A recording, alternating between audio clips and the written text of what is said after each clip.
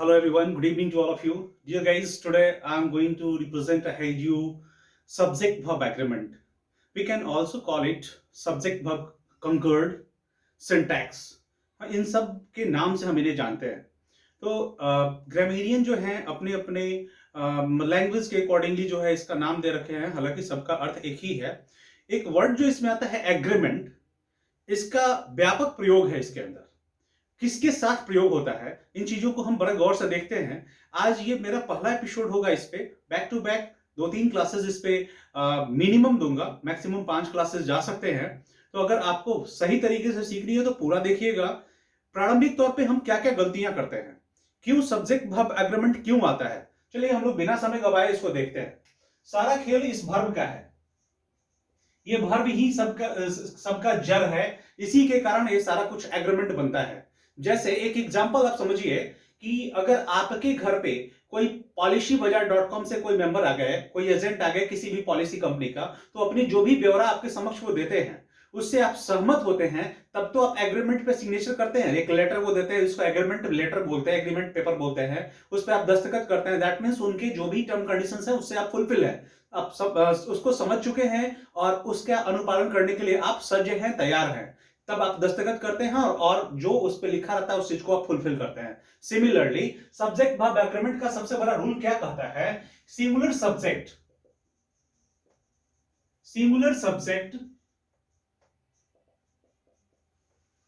Takes singular verb and plural subject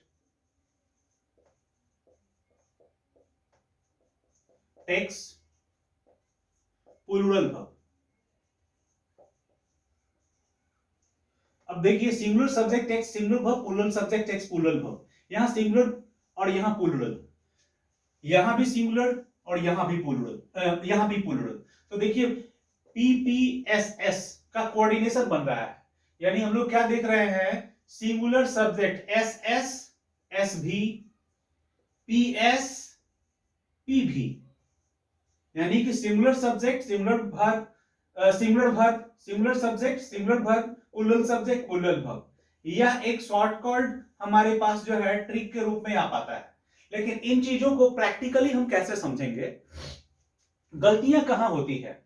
अमूमन हम लोग use of is, am, are, was, were, इन सब चीजों का स्पेसिफिक यूज टाइम में देख लेते हैं.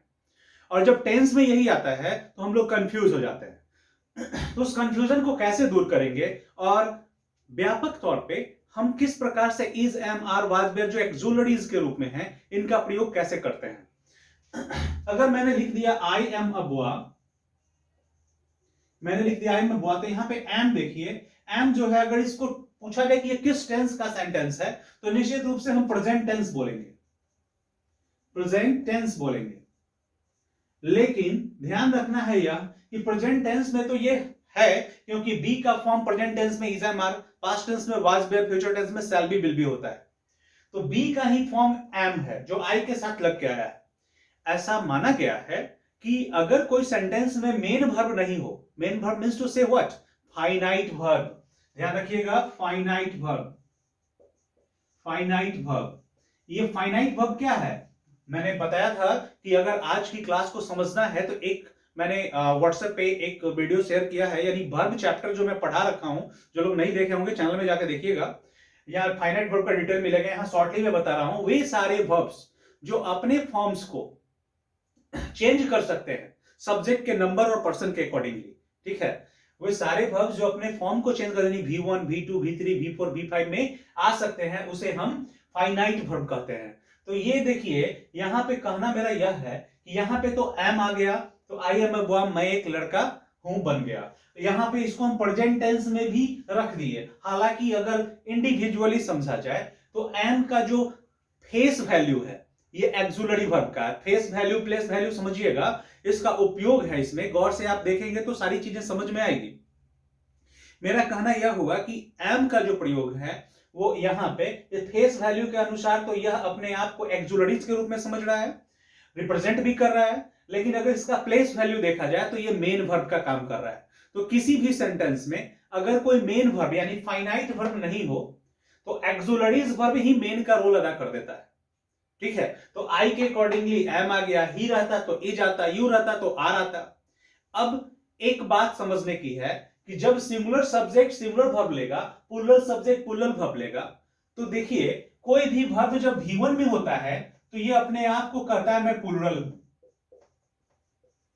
कोई भी वर्ब अगर V1 में रहता है, first form of the verb जो होता है वो अपने आप को प्लूरल कहता है। इसको सिंगुलर बनाने के लिए हम इसमें इसको V5 के फॉर्म में ले जाते हैं। तो अगर मान लीजिए कोई वर्ब मैंने ले लिया, यहां पे अगर इट्स लिखे हैं हम, तो यहां पे हमको इट लिखना पड़ेगा, यानी कि इट अगर V1 है तो इट्स इसका जो है V5 हो जाएगा, यानी कि इट्स हो जाएगा सिंगुलर और इट हो जाएगा प्लूरल। यानी इट V1 में है तो ये प्लूरल है और इट्स जो है सिंगुलर हो जाता है। बच्चे यहां भी कंफ्यूज होते हैं, ये स्टूडेंट्स स्पेशली यहां पे कंफ्यूज होते हैं क्योंकि उनको नाउन जो है उसको सिंगुलर प्लूरल करने का हैबिचुएशन होता है, वो बोआ का बॉयज करना जानते हैं, ये वर्ब वाले में वो कंफ्यूज हो जाते हैं।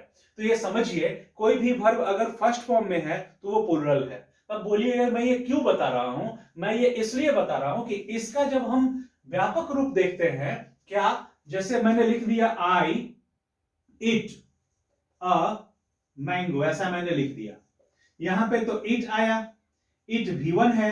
और अगर हम सब्जेक्ट आई को देखते हैं और एक डायग्राम बनाते हैं, I we you you he she it, उसके बाद इधर ही नेम ही एक रहेगा, नेम दे बॉयज, ऐसा बना देता हूं एक डायग्राम। इस बॉक्स को अगर हम क्रिएट करते हैं और इस प्रकार से यहां ये सिंगुलर आता है, ये प्लूरल आता है, तो आप देखिए इसके अनुसार तो ये सिंगुलर सब्जेक्ट है, मैंने बताया कि ये सिंगुलर सब्जेक्ट है और यह रूल कह रहा है कि सिंगुलर सब्जेक्ट सिंगुलर वर्ब लेगा, प्लूरल सब्जेक्ट प्लूरल वर्ब लेगा।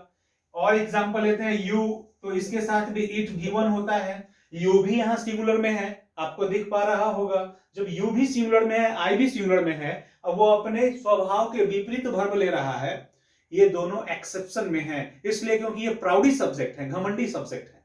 ठीक है, घमंडी सब्जेक्ट होने के कारण जैसे मैं, मतलब अहम की भावना इसमें है, तुमने किया है, मैंने किया, इस प्रकार की जो भावना इसके अंदर है, इसीलिए ये अपने स्वभाव से विपरीत वर्ब लेते हैं। ठीक है, इनको एक्सेप्शन में रखा जाता है। इन दोनों को अगर हटा दिया जाए तो पूरे सब्जेक्ट वर्ब एग्रीमेंट में जितने भी वर्ब हैं और उनका जितना भी कोऑर्डिनेशन बनता है सब्जेक्ट के साथ, वो सब्जेक्ट वर्ब एग्रीमेंट का ये जो एवरग्रीन रूल बोलते हैं, जैसे कुछ गाने होते हैं ना सदाबहार गाने जो हमेशा सबको अच्छा ही लगता है, वैसा ही ये ऐसा रूल है, ये सिंगुलर सब्जेक्ट पूरा सब्जेक्ट वर्ब एग्रीमेंट इसी के ऊपर चलता है। इसका मतलब यह नहीं है कि ये इतने ही में सीमित है, इसके आगे रूल्स भी हैं, नियर अबाउट 23-24 रूल्स हैं जिसको मैं बैक टू बैक पढ़ाऊंगा। एपिसोड सेकंड जब इसका आएगा तो उसमें नियर अबाउट 5 रूल्स मैं लेकर के आऊंगा आपके सामने। आज मैं आपके दिमाग में जो चीजें रखा उसको कंक्लूड कर रहा हूं। पहली बात यह कि सिंगुलर सब्जेक्ट सिंगुलर वर्ब और प्लूरल सब्जेक्ट प्लूरल वर्ब लेगा। दूसरी बात यह कि एक्सेप्शन में आई और यू है, जो अपने स्वभाव के विपरीत वर्ब लेता है, खुद सिंगुलर है और वर्ब लेता है प्लूरल। तीसरी बात यह, कोई भी वर्ब V1 की अवस्था में वो अपने आप को प्लूरल कहता है, उसे सिंगुलर बनाने के लिए एस उसमें जोड़ा जाता है। ठीक है, ये तीन बातों को ध्यान में रखना है। और चौथी बात भी है जो यह है कि कोई भी सेंटेंस में अगर एक्सुलरीज आता है और उसमें मेन वर्ब यानी फाइनाइट वर्ब नहीं है जो अपना फॉर्म चेंज कर सकता है, तो वो खुद का वो जो एक्सुलरीज है अपने आप को मेन वर्ब में प्रस्तुत करता है। तो इन चार बातों के साथ आज की कक्षा को मैं यही विराम देता हूं। अगली कक्षा और भी ज्यादा रोचक होने वाली है, जब इसके सीक्वेंस समझिएगा, इस रूल के अंदर कैसे सब्जेक्ट आ रहे हैं, किस कोऑर्डिनेशन में और वर्ब के साथ वो कैसे जुड़ रहे हैं, तो हमारा वर्ब लगेगा कि यहाँ प्लूरल होना चाहिए, हो जाएगा सिंगुलर, यूज होगा वहां पे सिंगुलर का। तो इन सब सारी चीजों को अगर देखना है और बने रहना है हमारे साथ, तो अगली वीडियो में निश्चित रूप से दिल थाम के बैठे। We are coming soon. Thank you.